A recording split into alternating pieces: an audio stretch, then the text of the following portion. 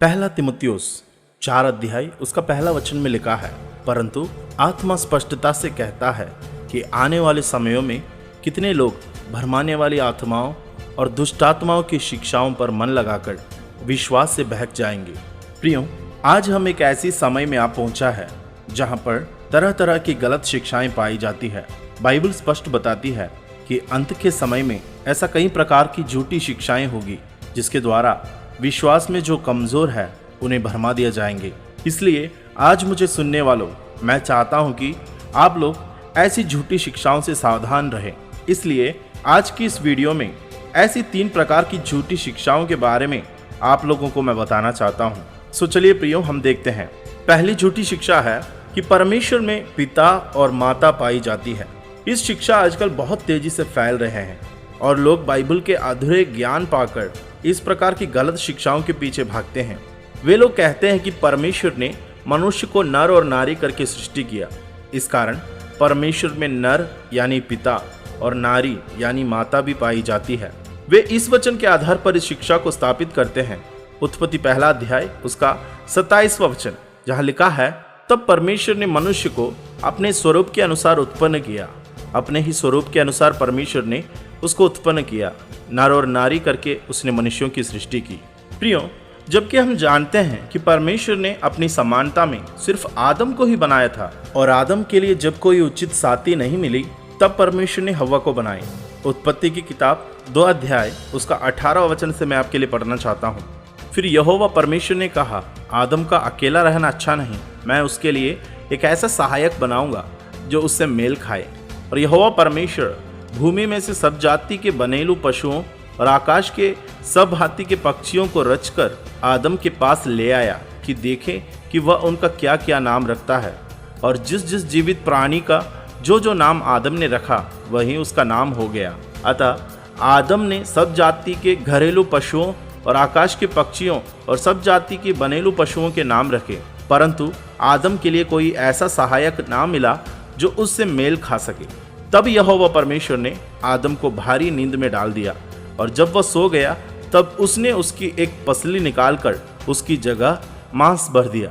और यहोवा परमेश्वर ने उस पसली को जो उसने आदम से निकाली थी स्त्री बना दिया और उसको आदम के पास ले आया।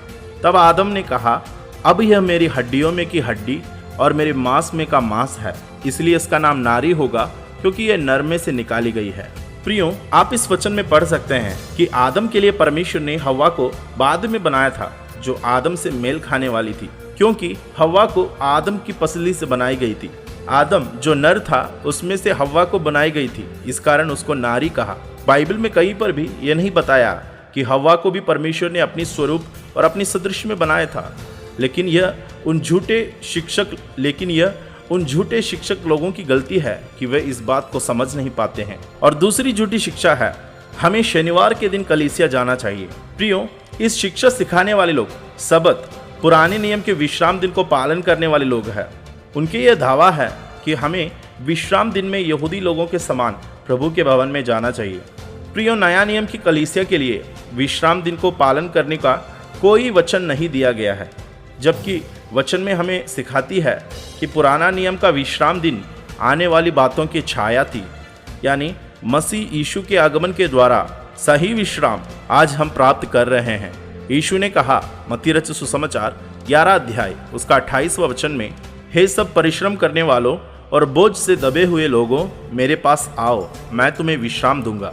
नया नियम के अनुसार हमें विश्राम प्रभु यीशु मसीह देता है, इसलिए पुराना नियम के सबत के दिन को मानने की जरूरत नहीं है। और ऐसा कोई निश्चित दिन हम प्रभु की आराधना करना चाहिए, ऐसा हम नहीं बोल सकते हैं। पौलुस कहता है रोमियो की पत्री 14 अध्याय उसका 5वां वचन में, कोई तो एक दिन को दूसरे से बढ़कर मानता है और कोई सब दिनों को एक समान मानता है, हर एक अपने ही मन में निश्चय कर ले।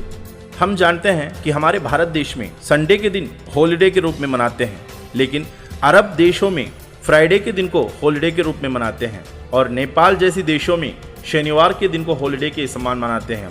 इस कारण नया नियम की कलीसिया के लिए कोई निश्चित दिन महत्वपूर्ण दिन है, ऐसा कोई शिक्षा हम नहीं बना सकते हैं। और तीसरी झूठी शिक्षा है, आत्मा के वरदान आज बंद हो चुका है। ये वे लोग हैं जो कहते हैं कि भविष्यवाणी, चिन्ह, चमत्कार और अन्य भाषा ज्ञान यह सब कुछ आजकल नहीं होता है। उनके दावा है कि यह सिर्फ पहली सदी की कलीसिया के लिए दिया गया था और आजकल ये सभी वरदान बंद हो चुका है। वे इस वचन के आधार पर ये कहते हैं, पहला कुरिन्थियों 13 अध्याय उसका 8 से 10वां वचन में वहां लिखा है, प्रेम कभी ढलता नहीं, भविष्यवाणियां हो तो समाप्त हो जाएगी, भाषाएं हो तो जाती रहेगी, ज्ञान हो तो मिट जाएगा, क्योंकि हमारा ज्ञान अधूरा है और हमारी भविष्यवाणी अधूरी है, परंतु जब सर्वसिद्ध आएगा तो अधूरा मिट जाएगा। इस वचन यह नहीं कहता है कि अन्य भाषा, भविष्यवाणी, चिन्ह, चमत्कार आज बंद हो चुका है, मगर उस वचन कहते हैं कि जब सर्वसिद्ध आएगा तो अधूरा मिट जाएगा। उसका अर्थ यह है कि जब हमारा प्रभु यीशु मसीह का आगमन होगा तब यह सब वरदान बंद हो जाएगी। पहला कुरिन्थियों 1:7 में भी पौलुस कहता है कि यीशु के आते तक सभी वरदानों से हम परिपूर्ण होते रहें।